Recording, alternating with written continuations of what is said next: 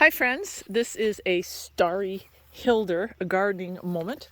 I have some videos in the queue that are waiting to be uploaded, and as you see, I have a Back to Eden garden. Obviously, I am a huge proponent of Back to Eden gardening.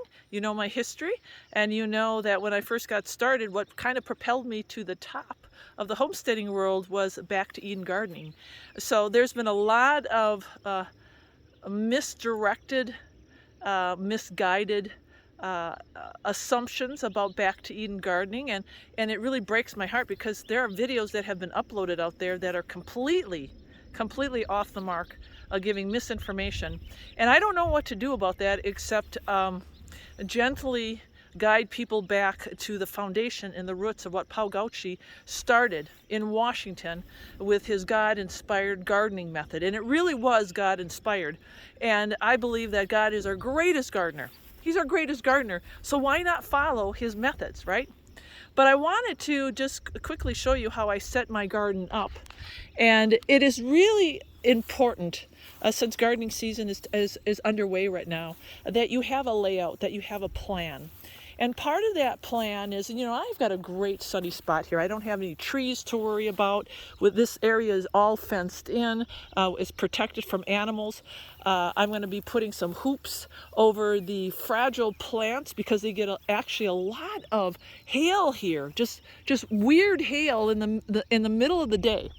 So what I would say is if you are starting a garden, some of the things that you need to consider with your layout. Number one, the climate in which you are living. Now, a lot of people are moving to homesteads and they don't think about this. They don't think about the soil. They don't think about the weather. They don't think about, when you're living in Idaho in the middle of July, you could have snow and hail. Same thing where I'm at right now. Hail just appears out of the blue.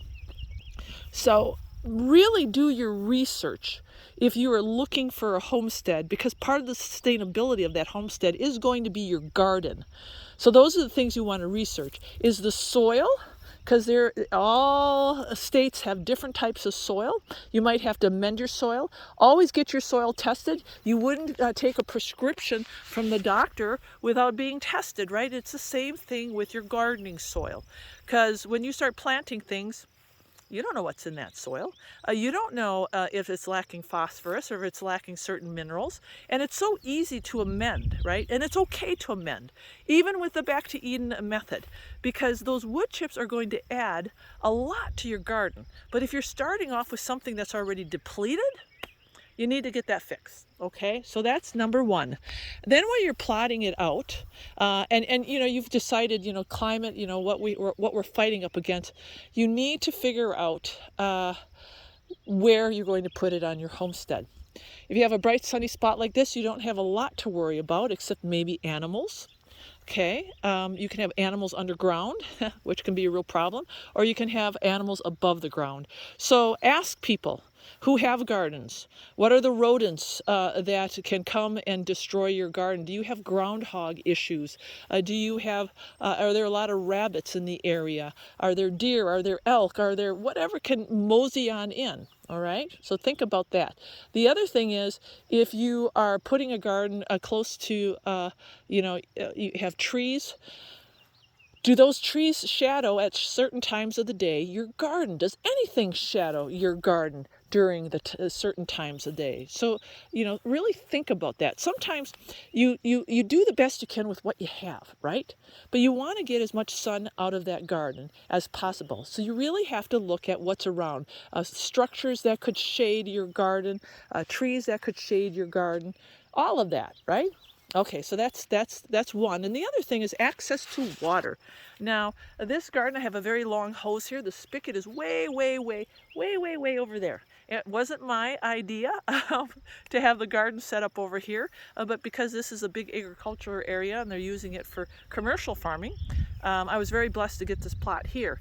But watering is an issue because I have to bring the hoses all the way over here, and praise the Lord, I'm doing the Back to Eden garden method, so I won't be watering a lot. And to save on watering, you do the wood chips, and like right now you can see I have the pine needles on my very fine seeds, which I spread over the seeds instead of the wood chips, because I won't be putting the wood chips over all of my garden until things really start popping. But water is very important where you put that garden. Are you going to be hauling that water? Do you have access to water? So really think about that also. So there are some things to consider there. And then the layout of the garden, that's another video. But this is just kind of a quick tutorial to get you guys thinking about your garden, because people are planting right now. And you know what? It's not too late. It is not too late to get your garden in. So don't say, oh, Starry, it's already going on June. I always say after Mother's Day is the perfect time, no matter where you're at, to really get that garden in. So you have time. Don't panic. You can still start things by seed. Many things take 65 days, 75 days. If you have lots of sunny days, you're going to be fine. You're going to be fine. And remember, don't plant everything at once. We're going to rotate stuff. We're going to do succession planting, and I will help you with all of that too. But there's a Starry back to Eden garden moment that hopefully will encourage you guys and get you started on the right foot. All right. God bless, my friends.